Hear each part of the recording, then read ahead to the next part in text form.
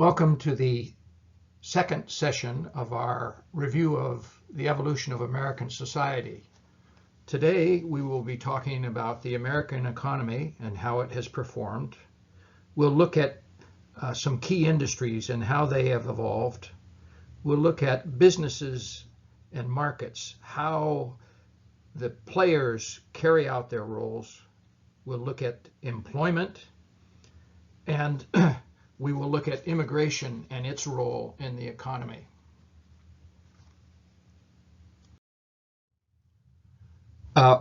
In looking at our hypotheses, there are two or three of these that are particularly relevant.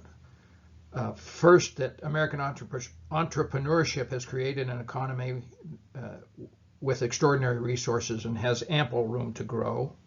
Women play an ever more important role in the workforce and contribute to a greater portion of family income, but do not enjoy equal compensation. And immigration is a key to long-term economic growth. In addition to this, there are two hypotheses which are additional that apply to this discussion.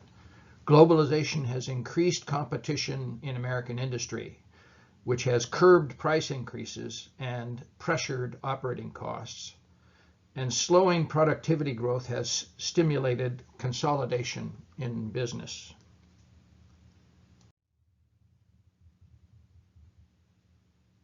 The American economy is quite diversified. We are the fourth largest producer of steel in the world. We have the most important financial markets. We are a leader in technology, and we are the most efficient agricultural producer and biggest exporter of agricultural products in the world.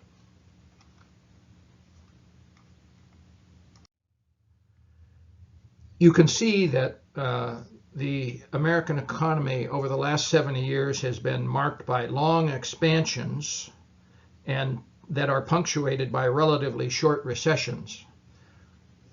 You will also see that the pace of growth has steadily declined over this period of time. Now, the latest expansion began in June of 2009 and lasted 129 months. This is the longest expansion in economic history, and it came to a screeching halt as a result of the coronavirus outbreak.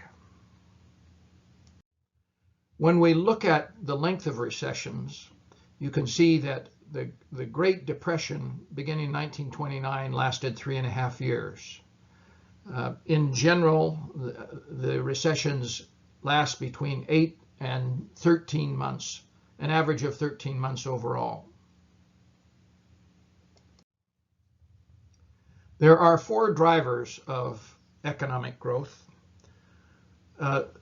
Personal consumption, which generates 70% of growth, was discussed last week, and that is the spending by households on housing, transportation, food, clothing, and health care. Gross government investment will be covered in our next session, and you'll see that there is also the issue of private domestic investment, which we'll address in the next slide. And down at the bottom, there is this net exports. In the last 30 years, that has actually been a negative figure, and we will discuss that in greater detail as well. Private investment, that is business investment. The largest portion of that has been acquisition of equipment. The second largest for many years was commercial and residential real estate. But beginning in the 1980s, intellectual property products, which include software, research and development, entertainment, and literary works have now surpassed equipment as a major source of business investment. The small item net exports is caught up in a discussion over the last few years on the United States trade deficit. And here you can see between 1950 and 2018 the record of our trade deficit. But this is the merchandise trade deficit. Between 1950 and 1976, the United States ran a slight trade surplus. But thereafter, that surplus turned into a deficit which became increasingly large. This deficit arose because of two trends. The first trend is that foreign economies developed greater productive power and higher quality of goods, enabling them to get a foothold in U.S. markets. The second trend was that U.S. manufacturing enterprises, which had long followed a totally vertical integrated model in which they produced every component in the finished product and assembled the finished product, began to utilize foreign components. So in the automobile industry, the big three import parts from Mexico, from Japan, from China, and from Europe, and they become part of the finished product. The trade deficit reached a low point, the deepest point in 2004, 2005. It was reduced as a result of the Great Recession, but it has resumed a downward trend. But this is an incomplete picture of trade because it omits service exports. Now, the United States earns money from foreign individuals and foreign companies through a number of different activities. Travel is the biggest portion. People who are coming to the United States for tourism or on business are paying money for hotels, restaurants, and transportation. That is recorded as a U.S. Service export. Another large part of the service income is intellectual property. That is showing American films overseas, for which movie studios receive a portion of the income. The use of Microsoft software. A third large area is financial earnings through leases and loans made to foreign companies. And another large source of service income is transport. When a German flies from Bonn to New York on United Airlines, that is service income for the United States.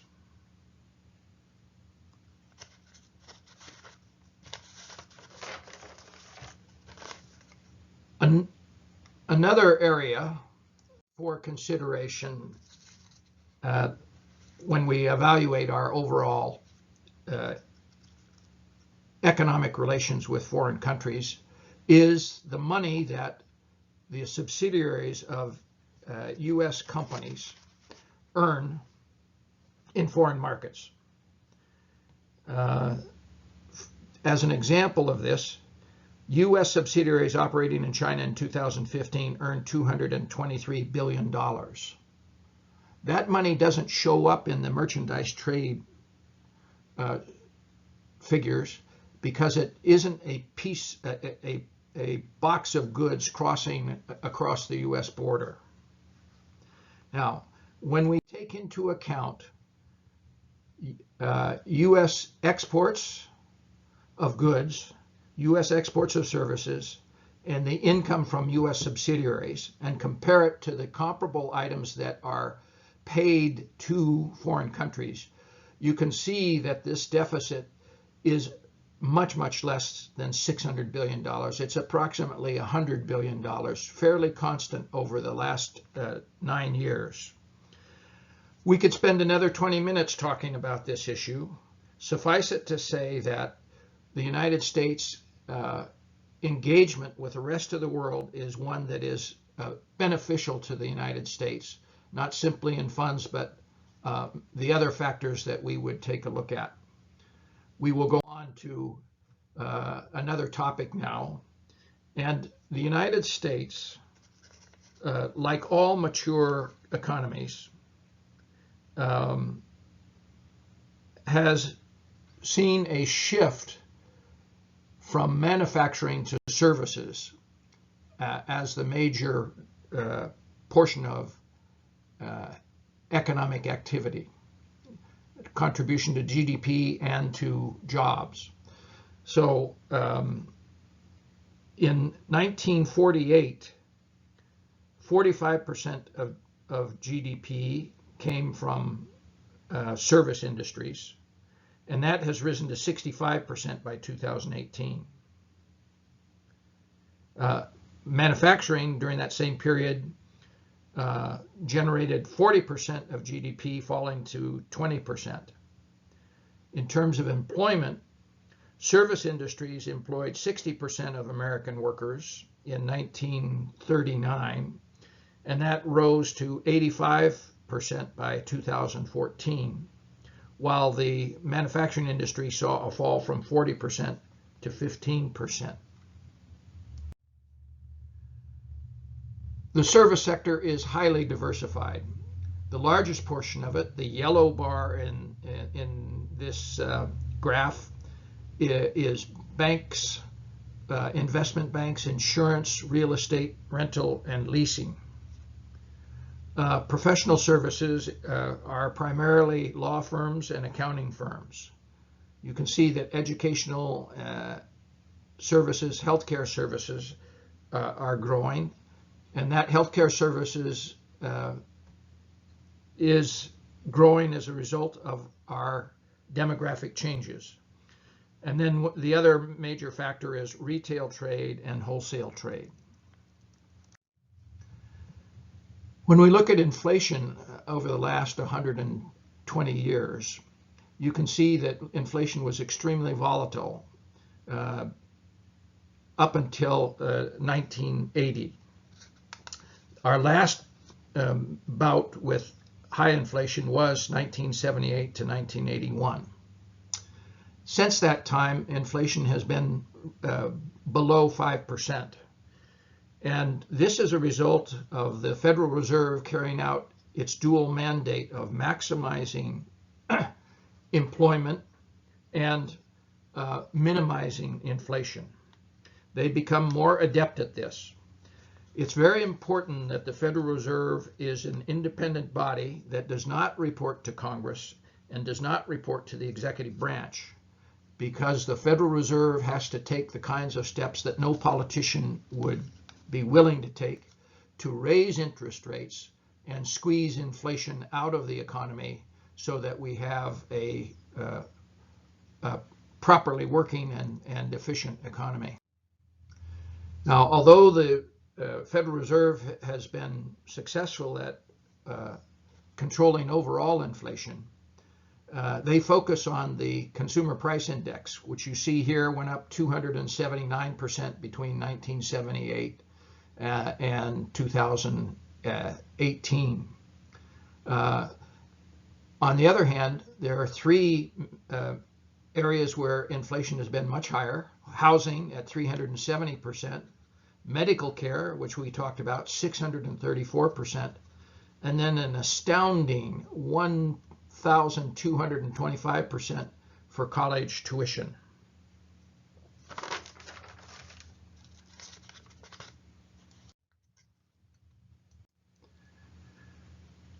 Now we're going to take a look at some specific industries which play a major role in America.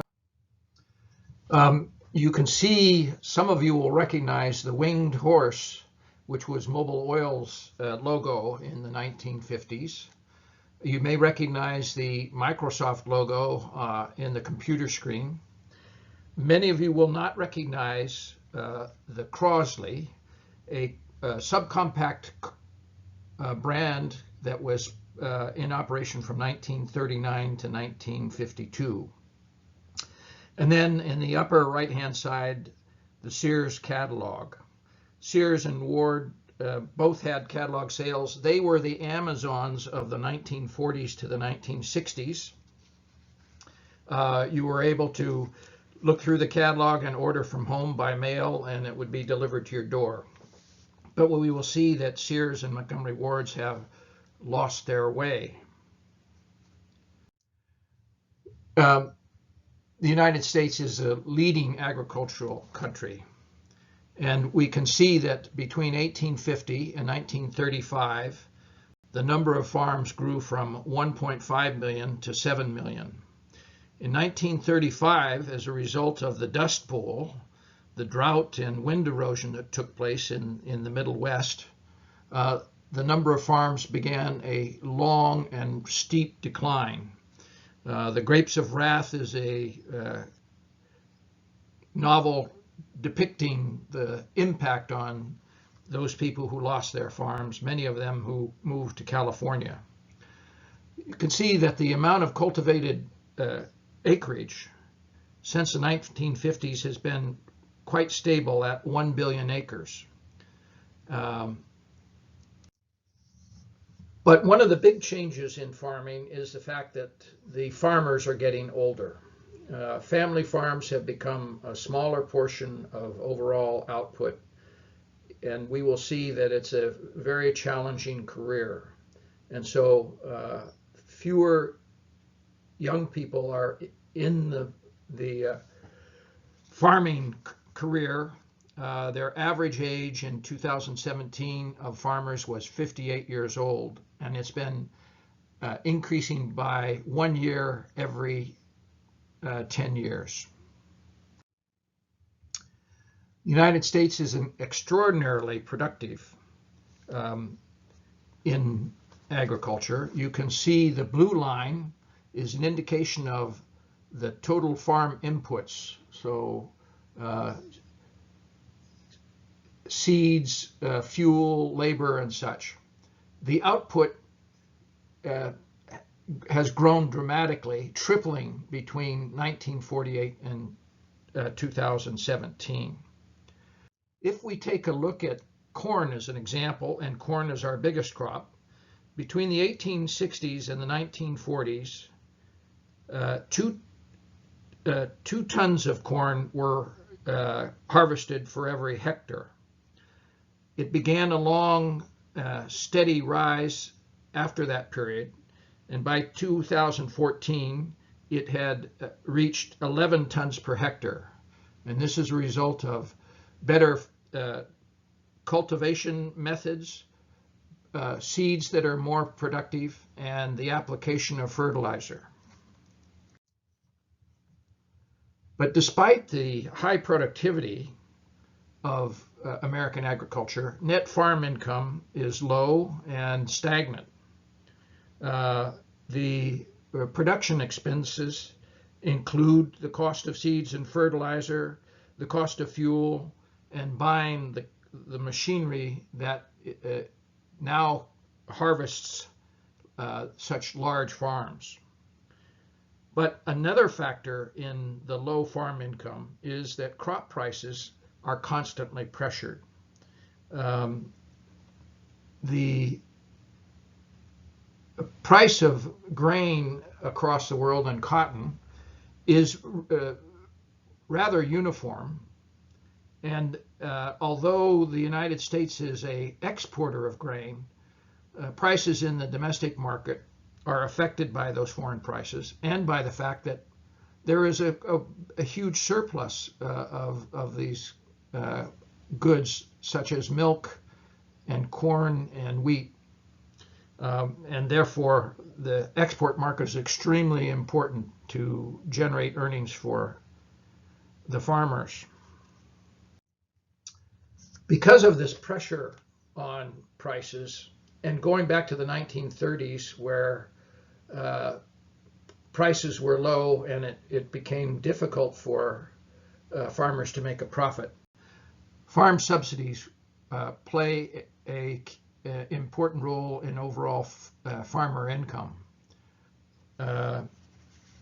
This includes both price supports, which are represented by the orange bars, and government-backed insurance payouts that protect the farmers against weather damage. From 1995 to 2011, total government subsidies were $354 billion, and 10% of farms receive 78% of subsidies. So this raises a question: are subsidies still necessary? Because if only 10% of the farms are receiving that much, it doesn't seem to be helping the small farmers. These subsidies are concentrated in the Midwest, and hence there is a very strong farm lobby from those states. Now we switch to the automobile industry, which was been a core industry of the United States. One could say that it was even more important than steel, which was often regarded as America's hallmark industry, because it involved not only steel, but it also reflected rubber for tires and the oil industry, the demand for oil. Here are two Ford Motor Company models. In the top, you have the Mustang, which was introduced in 1964.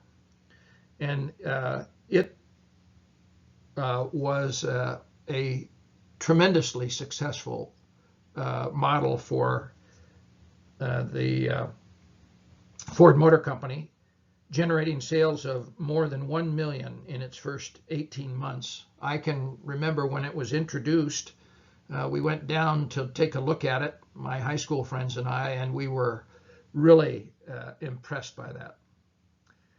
In the lower corner, you can see an Edsel, a total disaster. This car only lasted 3 years, and they only produced 120,000 vehicles over those 3 years. Quite a contrast to the Mustang. Light vehicles are the core of the auto industry in the United States. And light vehicles consist of sedans, passenger cars, pickup trucks, and SUVs. You can see that light vehicle sales reached close to 18 million in 2001, and again in 2015 and 2016. But the composition of these light vehicle sales has really changed. Sedans peaked in the period between 1972 and 1987 at about 11.5 million cars per year. There's been a steady decline, and by 2018, sedans only totaled 4.5 million. Light trucks are the mainstay of automobile manufacturing sales in the United States.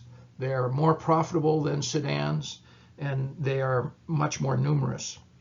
The most popular pickup truck in the United States is the Ford F-Series, which sold 900,000 units in 2019.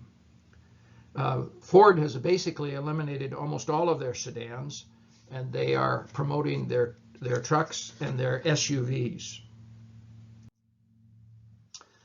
As a result of the Arab oil embargo in 1973-1974, Congress became very concerned about the U.S. dependence on foreign oil, and because automobile usage is a major factor in oil demand, they passed legislation requiring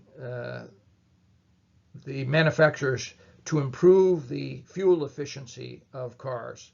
U.S. manufacturers resisted this for some time. Meanwhile, Japanese manufacturers were developing the kinds of engines that could meet those standards. And eventually the U.S. manufacturers moved forward with their own research and development. In 1980, the miles per gallon for all categories of light vehicles, sedans and pickup trucks at that time, because SUVs were not around, was 14.9 miles per gallon. In 2017, it was 22.3 miles per gallon. The United States was the biggest automobile market in the world from its outset until 2015, when China became the largest market as a middle class emerged in China and demand for cars grew. Because it's a large market, the U.S. was a real attraction to foreign automobile manufacturers. In 1980, the big three, General Motors, Ford, and Chrysler, held 75% of the market. By 2019, that had fallen to 43% of the market. And you can see that Japanese are the leading foreign imports. Now, as we turn to the retail industry, we're going to see what a dramatic change there has taken place in downtown business districts. If you look at the different categories here, you can see that nail salons grew by almost 250% between 1990 and 2017. Pet care, 162%. Restaurants, 55%. The mainstays of the old downtown shopping area, such as sporting goods, shoes, newsstands, hardware, have all declined. Books have practically disappeared. One of the factors behind this has been the growth of malls and stores moving out to the suburbs, where they can have bigger stores, lots of parking, and be attractive to shoppers. Between 1970, when there were about 300 malls in the United States, there was steady growth until 2010, when it reached just under 1,200 malls. And now it is stagnating. Malls are experiencing some of the changes in consumer buying habits that have affected the mom and pop stores and other such things. And that is the advent of e-commerce, buying goods on the internet. In 2007, e-commerce held 5% of retail sales in the United States. By 2018, it was 14.3%.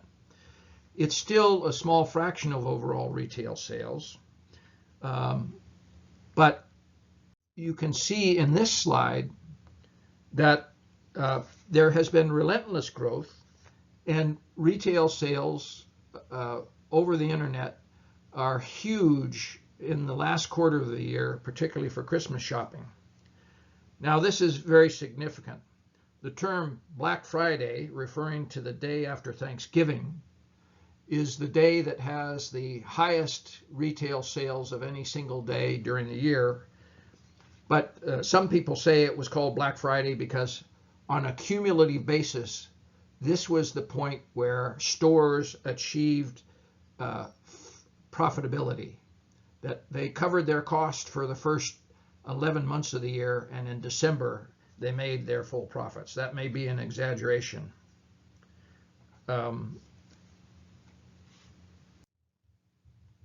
What is happening is that retail stores are disappearing. Between 2008 and 2019, 57,000 stores closed their doors. You can see 2018, 2019, there were slightly over 4,000 stores that opened, but in 2019 alone, 9,000 stores closed. Now, Macy's announced that they were closing 125 stores as an example of the pressure on well-known retailers. And if we take a look at Sears, that bastion of the 1950s, 60s, and 70s. You can see here the number of Sears stores has fallen from 2007 at about 850 or 900 stores to barely 200 stores in 2019. Sears is owned by the same holding company that owns Kmart, which has also seen a catastrophic drop in the number of stores.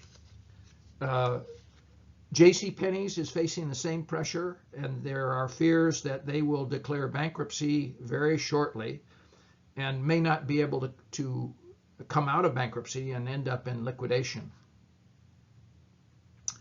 Sears and JCPenney have suffered from not choosing the right type of products that consumers are seeking, and lesser number of sales staff, and so less quality of service compared to the convenience of shopping from home. Now, if we take a look at Amazon and its share of the apparel and footwear industry, you can see that in 2012 they had about 1.4% of that market segment. By 2018, it was almost 40%. And they have, Amazon has fully 1/3 of this segment in terms of e-market sales. Now let's turn to energy. And we mentioned previously the Arab oil embargo that lasted from October 1973 to March of 1974. I think some of you will remember the lines of cars and gas stations trying to fill up your tank. Domestic production of oil stagnated in the 1970s. It's this brown line, and you can see that it was at about 12 million barrels per day, and then it fell to less than 8 million barrels per day by 2010. Consumption rose during the 70s, and then it fell as a result of an economic recession related to this oil embargo and greater conservation efforts. But the growing number of cars and such increased consumption over the years.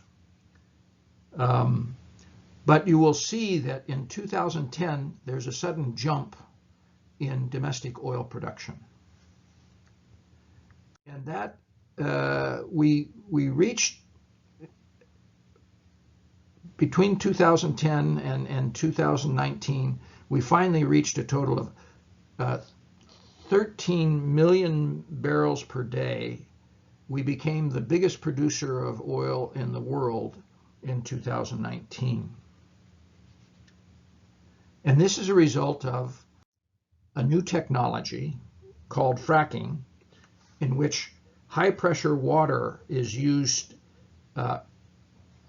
on shale formations, unlocking oil and gas in the shale formation. And if you look on the right-hand side, you can see that oil produced by fracking in 2000 was a minuscule amount of overall oil production.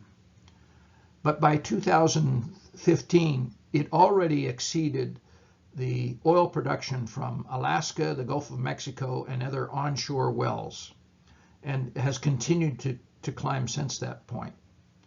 The same thing has taken place in the natural gas market, that fracking is unlocking much greater supplies of natural gas.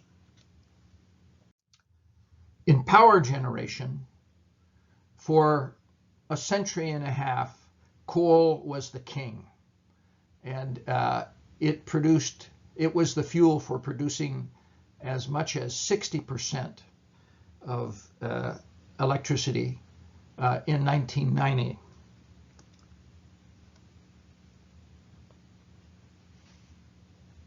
But increased gas supplies at cheaper prices resulted in 2015 natural gas surpassed coal as the main source of fuel for electric generation.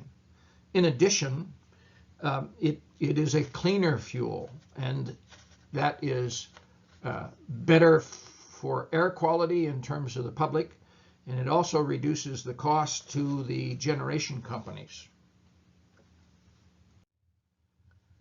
If we turn to telecommunications, there have been dramatic changes in this industry.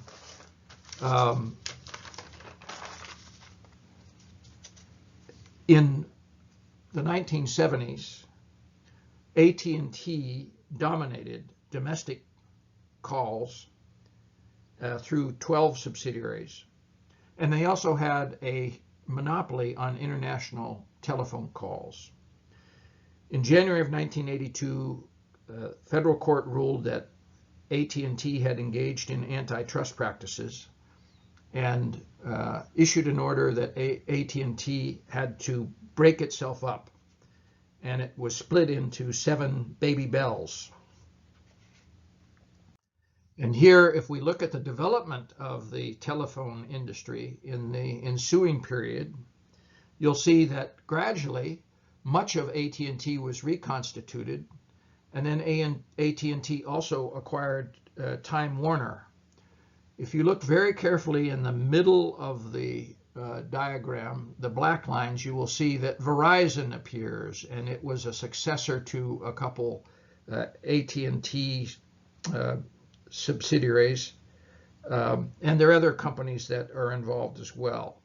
We will return to this in the third session, but the element that allowed this reconstitution of AT&T was the fact that telephone costs have actually been very stable. They have not risen. So there apparently is, at least at this point in time, adequate competition. In the airline industry, we've also seen a consolidation. Now, this is an industry which is very cyclical. Fuel prices can rise dramatically in any particular year, and that puts great pressure on profits. If there is an economic downturn, business travel and leisure travel also fall off.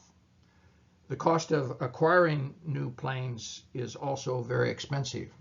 And so over time, we've seen the number of major airlines falling from 10 to 4. American Airlines acquiring TWA, America West and US Airways, Delta and Northwest Airways merging, United and Continental Airlines. But this has not been without unhappiness, because the airlines, in order to protect their margins, have resorted to adding baggage charges and very expensive ticket changes. So there is a unhappy public, including the incidents we saw a couple years ago of people being forcibly removed from planes because they overbooked. Similarly, in the manufacture of aircraft, there's been a very dramatic consolidation. And in the 1980s, you had General Dynamics, Lockheed, Martin Marietta, McDonnell Douglas, Boeing, all manufacturing aircraft. It has now been reduced to basically 3 companies.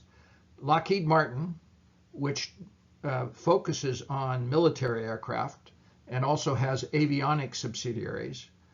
McDonnell Douglas was acquired by Boeing, and Raytheon, which produces avionics. Now, the aircraft manufacturing industry is very capital intensive. Developing a new plane costs billions and billions of dollars. And there is also a very stiff competitor, Airbus, which is a company jointly owned by the governments of Germany, France, and the UK, that has put a great deal of pressure on Boeing.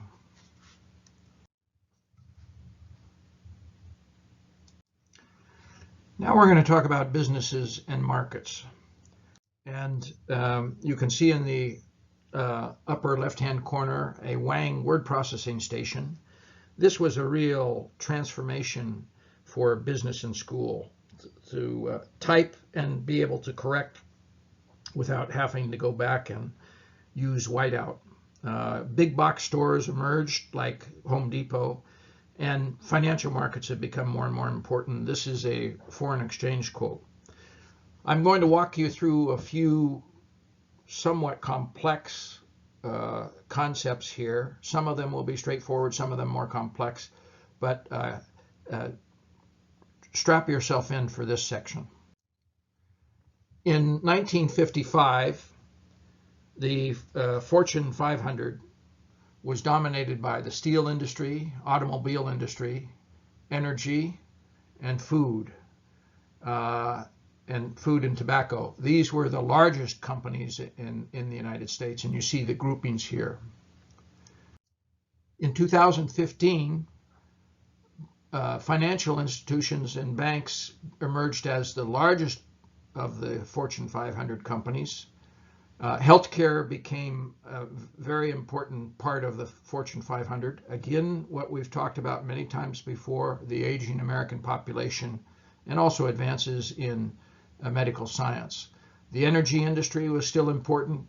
Technology had already started to emerge, and retail was another part of the leading group of the Fortune 500.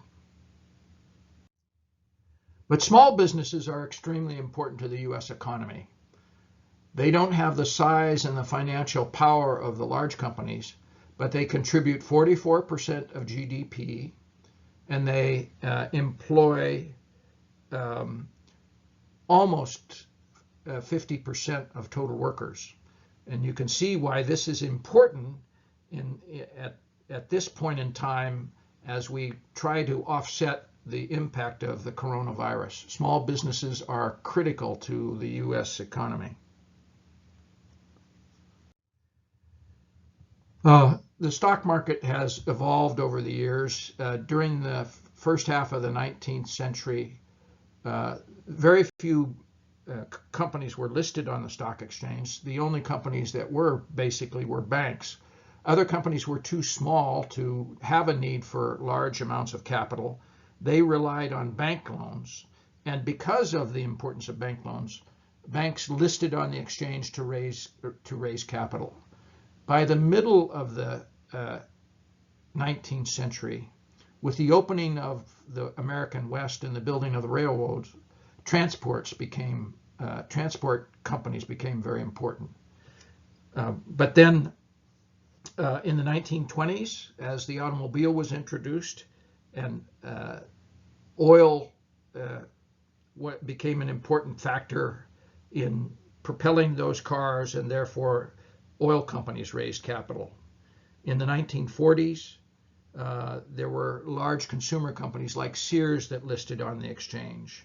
In the 1950s, with the advent of aluminum and plastic and specialty steel, there were more listings of materials companies. In the 1960s, communications became an important part of it. In the 1990s, it was information technology and healthcare. In 2001, General Electric was the largest company on the stock exchange in terms of stock market value at over $400 billion. Microsoft, which was a relatively young company in those days, was rated number 2, Exxon number 3, Citi number 4, Citibank, and then Walmart. In 2006, Exxon succeeded General Electric as the highest market valuation. Number 3 was Total, a French oil company, giving you an indication of how important the U.S. stock market is in the world. Total can raise more money in the US than they can in Europe itself. And number 4 was Microsoft, and Citibank was number 5. Exxon kept the title in 2011. Apple emerged for the first time. And then there were 2 Chinese companies listed on the New York Stock Exchange, which had high valuation, PetroChina and Industrial and Commercial Bank of China. But by 2016, the technology companies took over the domination of the stock market in terms of valuation.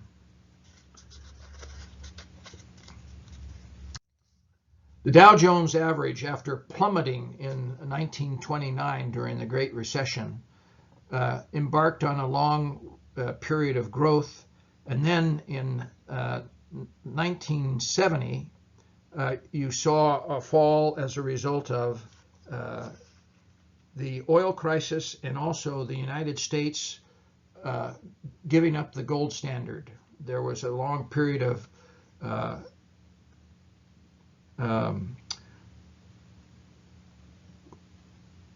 lack of interest in and lack of confidence in the future of the stock market. But then it began a long climb, and by January of this year, the Dow Jones average had reached just under 30,000.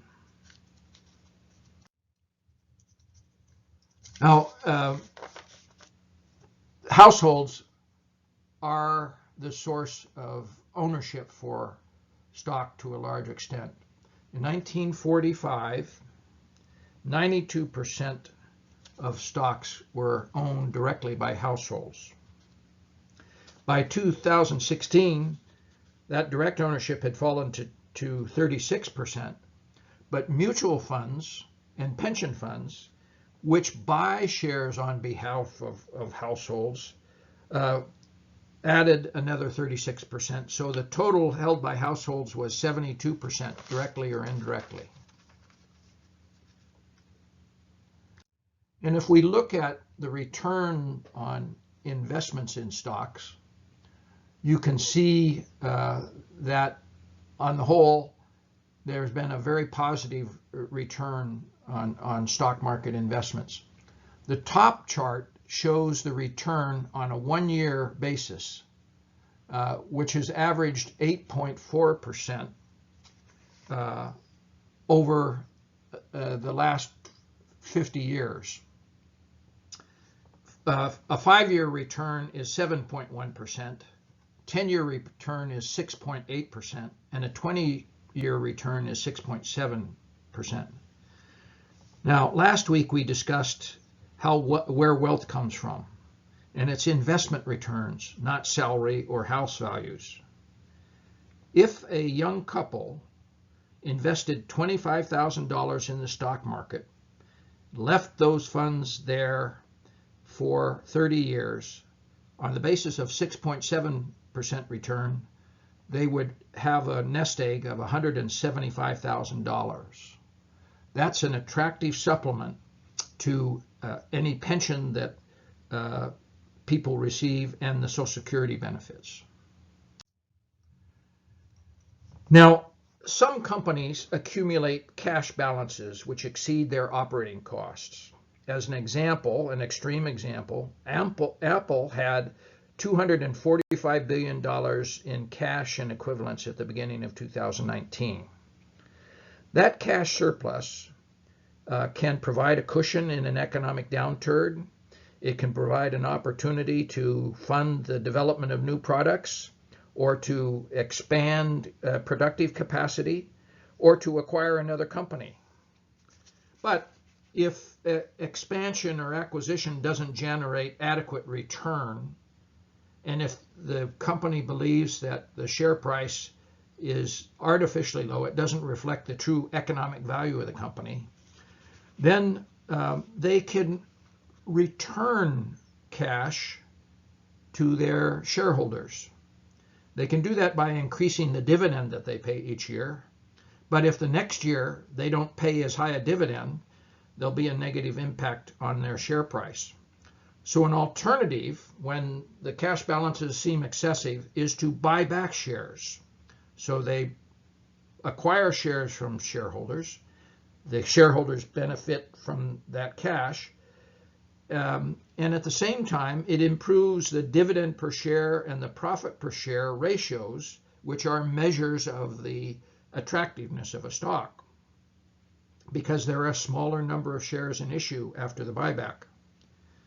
But there are also examples of bad judgment in carrying out share buybacks in an effort to cook those ratios. Between 2012 and 2019, airlines used 96% of their surplus cash to buy back shares in an industry which we just described as notoriously cyclical, where profits can fall because of higher fuel prices or lower passenger volume in an economic downturn.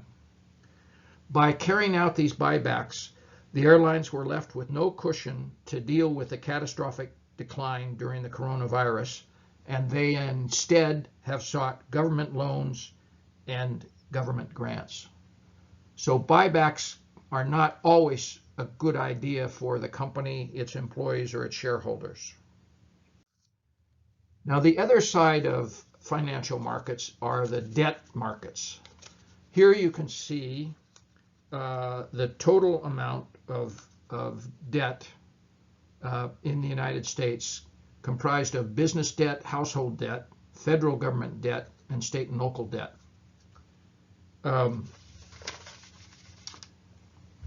In 1945, government debt was the biggest portion of debt markets because of the spending on World War II.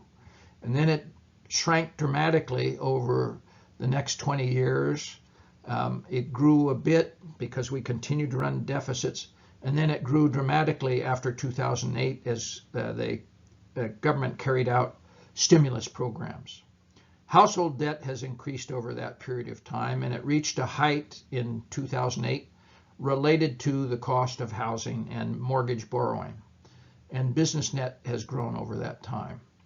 Now, debt takes two forms, bonds and loans. Bonds are traded on the financial markets. They're very transparent. All of the information is public, and there are credit ratings to help investors evaluate the risk. When we look at private debt alone, you can see that same process, and the blue is household debt. We talked about how it grew as a result of mortgage debt as well as credit card debt. The non-financial business, that's businesses which are engaged in manufacturing and service industries. And the green is financial companies, banks, investment banks, insurance companies.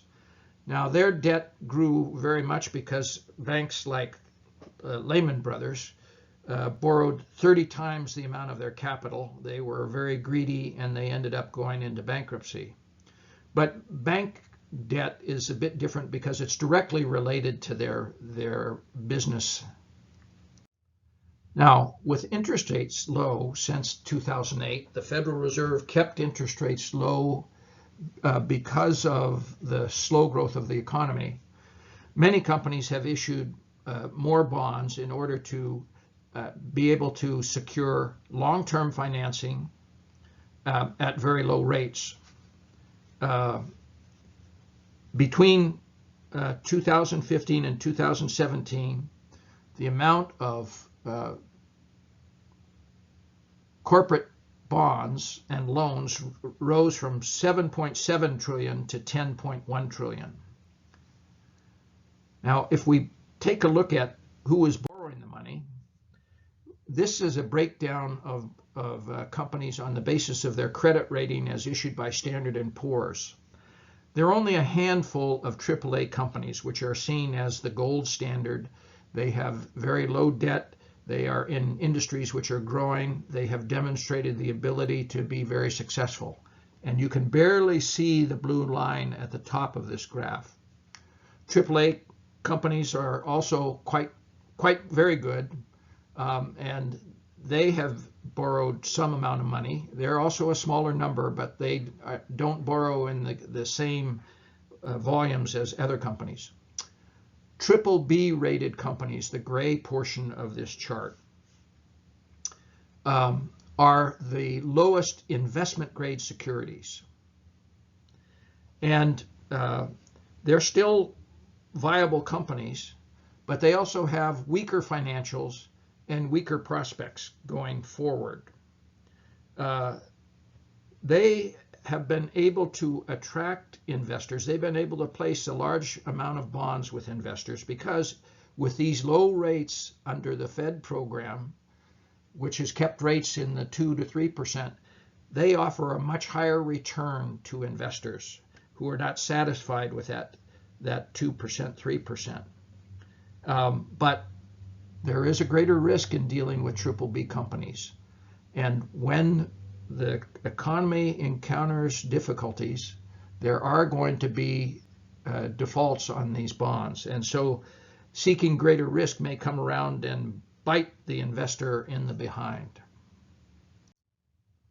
There is a strong demand for corporate bonds. In 1962, households held 27% of the corporate bonds in the market. By 2016, that had fallen to 12%. But if we once again take into account mutual funds and pensions who are buying on behalf of households, they hold 37% of the market.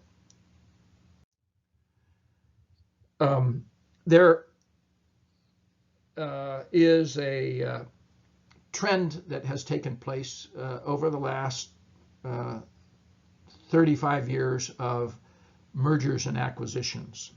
And you can see in this chart that the number of acquisitions has hit 3 peaks, once in 1998, which was just before the dot-com crash, when the first phase of internet companies, people went wild over acquiring internet companies that may have had no income but seemed to have incredible promise. There was another surge running up to the Great Recession as people became overexuberant and exaggerated once again the possibility of buying a company and making huge profits. And there's been another growth in these mergers and acquisitions in just the last few years. Now, there are 2 types of merger and acquisition activities. One is where competitors merge. And this is where one of the companies or both of the companies decide that by merging, they will increase their market share, they will achieve greater economies of scale and lower financing costs, and they will be able to fend off other competitors. But a second form of merger and acquisition is an example of financial engineering. And this originates where a group of investment bankers or an investment bank form a fund to acquire companies. And generally, they're not just acquiring one company, they're acquiring a whole range of companies. They recruit investors to put money into the fund, making the case that they can take over a poorly performing company, and either by providing capital or by replacing management, they can dramatically increase the performance of the company, and the people investing through this private equity fund will make enormous amounts of money. Now, the investment bankers are the managing partners of these investment funds, and they receive management fees all along the way, and they have very little exposure. The outside investors are limited partners, and they are taking on the great risk. Generally, these private equity companies rely heavily on debt, sometimes as high as 80% of the cost of acquiring a new company. And that debt is taken out in the name of the company being acquired, and it creates a huge interest burden on the company. Now, some of these private equity firms and individual transactions perform well. Others are a bust. I have suggested you take a look at an article about Payless Shoes, which was taken over by a private equity firm. They put in a bunch of bean counters who didn't understand the shoe market, and in the end it went bankrupt. Thousands of people lost their job. That investment, the investors in that PE fund lost money. It destroyed everything. Now, even really capable investors can encounter problems with private equity. Berkshire Hathaway, owned by Warren Buffett, is a very successful private equity investor. He generally leaves the management in place. He identifies companies that need capital, and he's made billions and billions. In 2013, Buffett teamed up with a Brazilian private equity company called 3G, a company he had worked with before, and they acquired Heinz. And then 2 years later, they merged Heinz and Kraft. 3G took over the management role in this combined company, and they focused on cutting operating costs. So they reduced advertising, they reduced the development of new products. They believe that just by combining two leading companies in popular food products, they would squeeze out more profit. And the first year and a half after the acquisition, you can see in the red line that profits went up because they were reducing their operating expenses. But the sales stagnated. And they made a mistake in not identifying an important trend in consumers' desire for food, moving from mac and cheese to healthy foods.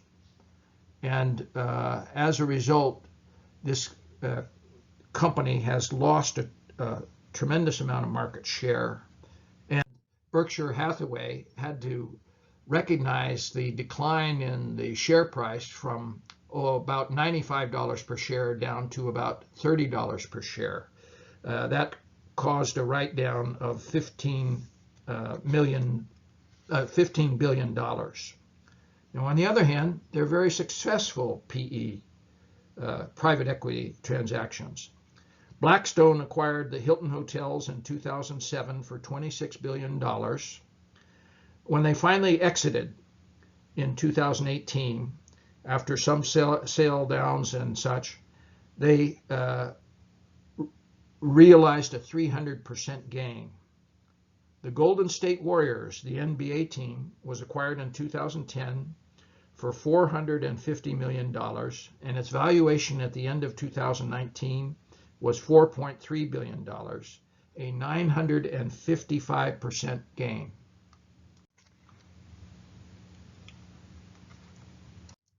Now we're going to talk about employment.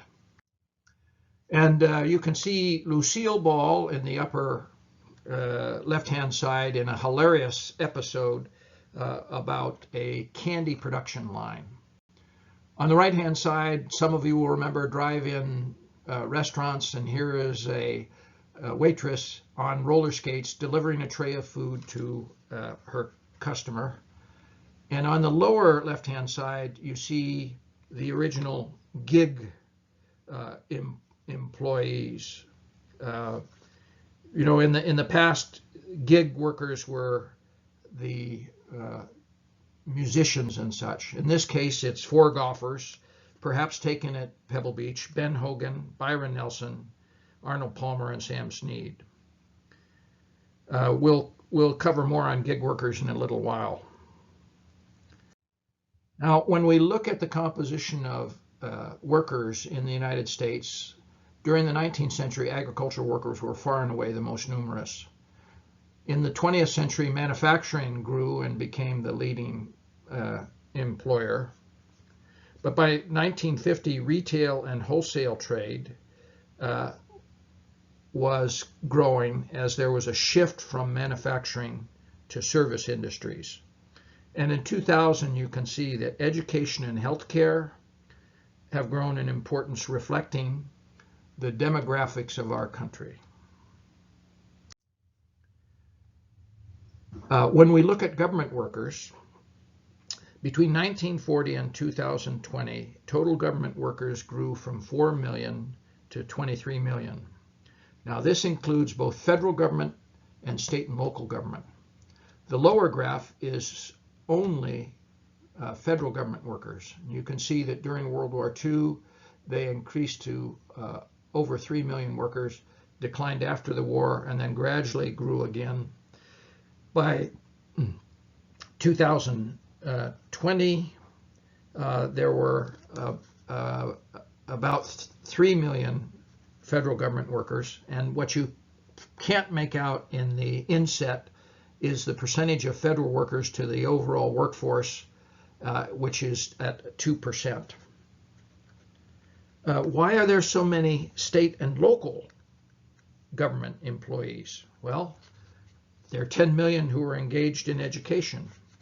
Law enforcement and firemen are all hired by local governments, and that is why there is a large number.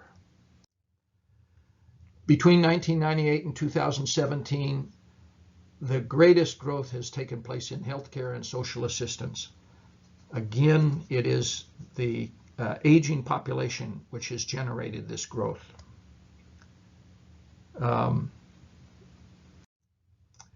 And what is surprising to me was to find that employees are remaining with their company longer.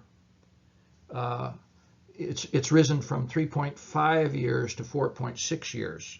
For much of my career, when I was interviewing candidates, I would be looking for somebody who hadn't engaged in a lot of job switching. We're looking for somebody who was going to stay with the company and contribute. But that has changed a great deal. Unemployment hit a peak of 21.3% in 1930 and then fell. There have been spikes at different periods during recessions, but the highest has been 10%. Now, we've already seen in the coronavirus that it's going to be well above that. It may test the 21% or surpass it, but hopefully this unemployment will be much shorter lived than we've seen in the 1930s or after 2008. The aging population means that the workforce keeps getting older. And here you can see the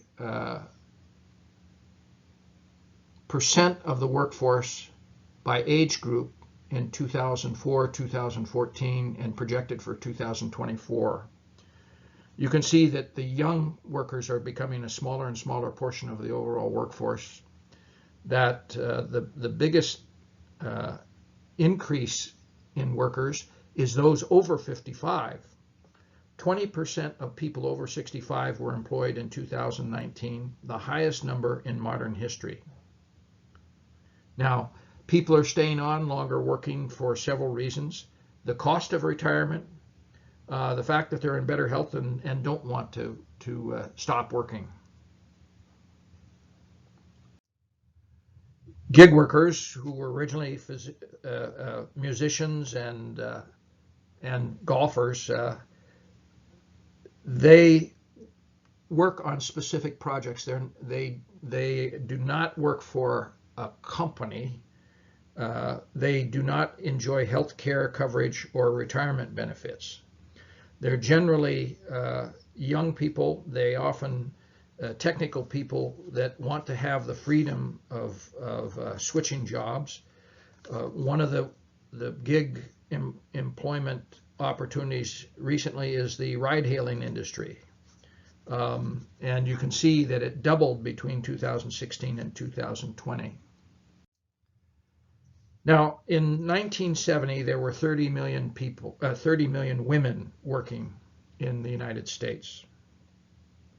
After the recession, the number of women working grew again, and in 2020, January of 2020, it exceeded 75 million women. For the first time in history, women outnumber men in the American workforce. And here you can see the industries where they are most numerous: education and healthcare, trade, transportation, local government, professional and business services, again, law firms and auditors, leisure and hospitality. But when we look at specific occupations, you can see that 98% are speech language pathologists, 93% of the workforce in dental assist, 93% of dental assistants are women, 82% of social workers, 69% of physical therapists. But there are few in engineering or mechanical work.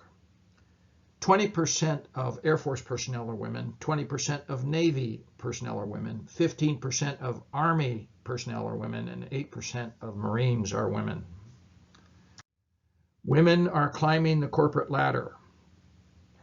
In 2008, 2% of blue chip company chief executive officers were women.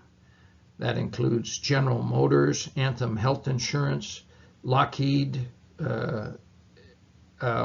and Kohl's, and Best Buy, and Hershey. That has risen to over 5% in 2019, and 7% of chief financial officers in the Fortune 500 were women in 2008. That has risen to 14%. Between 1960 and 1980, women received 60% of the salary level of their male counterparts. That has risen to 79% in 2019, actually fell slightly in comparison to the previous year. We're going to talk about more of this in session 4. Union membership in the United States has fallen by more than 60%.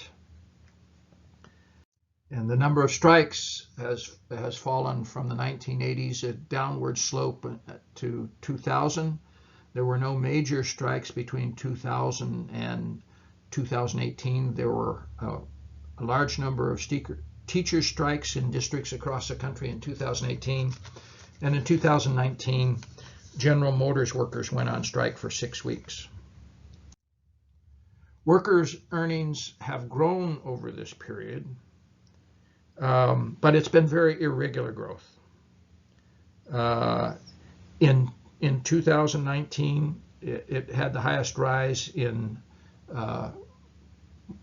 much more than 20 years.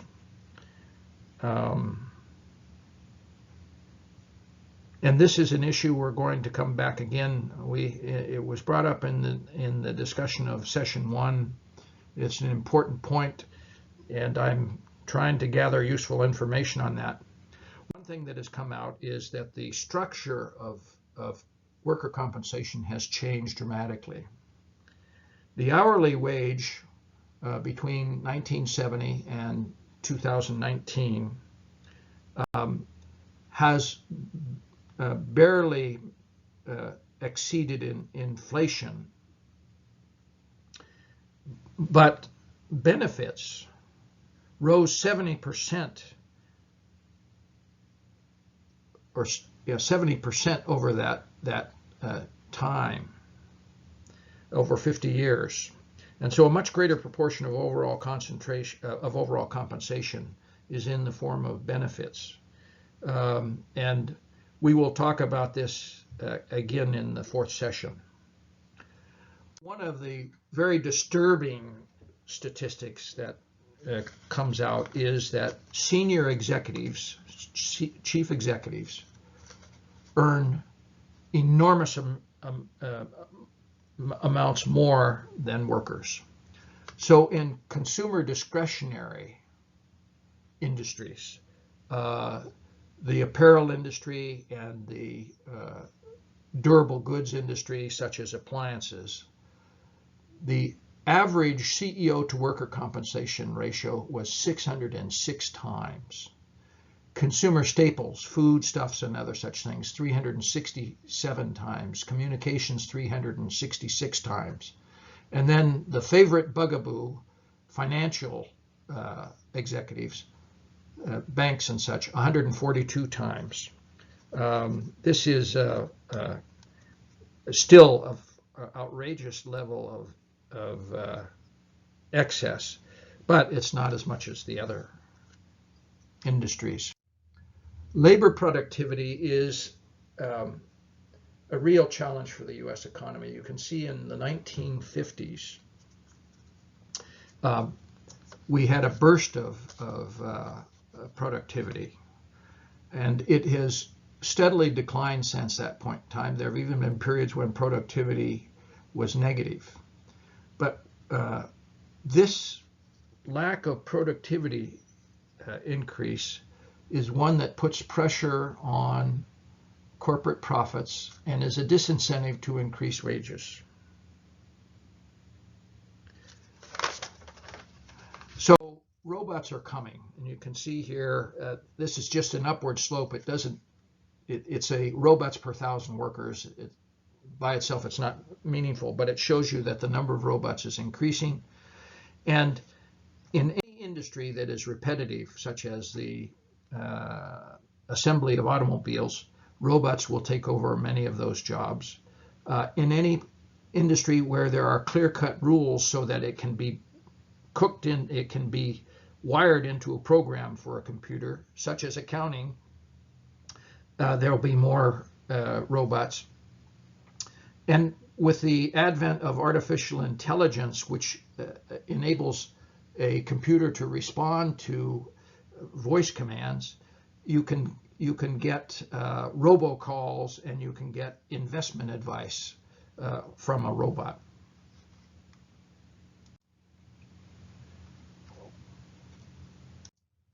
So don't lose heart now. We're in the home stretch. We just have about 8 slides to go. Immigration fills the gap in our workforce. And you can see here that in the technology industry, in the industrial production industry, in the food production industry, in medical industry, and in the agricultural field, literally, immigrants are playing an important role. We can see that population growth has been slowing in the United States, and between 2010 and 2020, population growth is estimated to be 7.1%, the slowest for any period in 220 years, with the exception of the period during the Depression. If we look at counties across the United States, those counties which are in light or dark purple are counties which experienced a decline in the number of people aged 25 to 54, the prime working age population.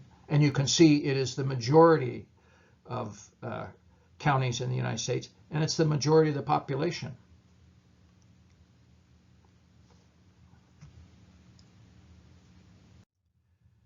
Foreign-born workers rose from 10.5% of workers in 1996 to 17.5% in 2018. The largest number of foreign workers were in the manufacturing industry at a little bit over 3 million. Food and hospitality was about 2.2 million. Construction was about 2.1 million. But you'll notice that in all cases, they're a small percentage of the overall workforce. Now,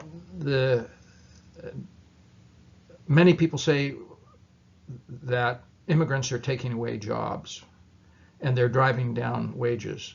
That is not universal truth. There are evidence that foreign workers actually slightly increase the pay of native-born workers. And they are not taking away jobs in, for example, the agricultural industry. But what really comes home in the current environment is how important foreign workers are to keep the economy moving. During this coronavirus crisis, agricultural workers, 62% are foreign-born. People in the food industry are about 30%. But most important of all, 25% overall and 28% of physicians are foreign-born. There is no way that we would be able to survive this if we didn't have those workers here. Now, Moody's, which is one of the two leading risk rating agencies in the United States, and their business is to look at the economy and to look at companies and assess their strength and assess the trends. They have no axe to grind in this. The chief economist of Moody's said recently, the demographics are overwhelming. Unless we change immigration laws significantly, all businesses will be struggling to find workers. This will become a significant brake on economic growth. Here you can see new citizens taking their oath, and you can see the diversity in terms of height, in terms of gender, in terms of ethnicity, in terms of age. All of these people wanted to become Americans, and they will enrich our economy and our community.